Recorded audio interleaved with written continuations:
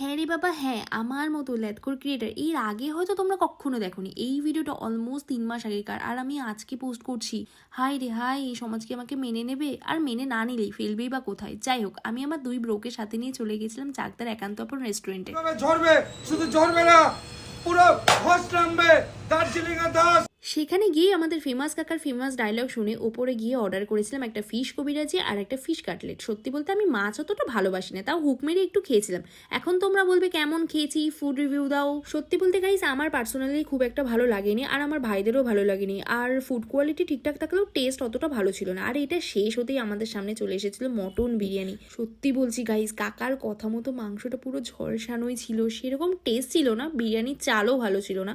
যতটা ভালো হবে ভেবে গিয়েছিলাম ঠিক ততটাই নিরাশ হয়ে শেষে কোল্ড ড্রিঙ্কস খেয়ে খাবার হজম করার চেষ্টা করেছিলাম। আমার ভাইয়ের কাছেও আমাকে অযথা কথাগুলো শুনতে হয়েছিল। সত্যি সেদিনকে অনেকগুলো ফালতু টাকা নষ্ট করে বাড়ি ফিরে আসতে হয়েছিল।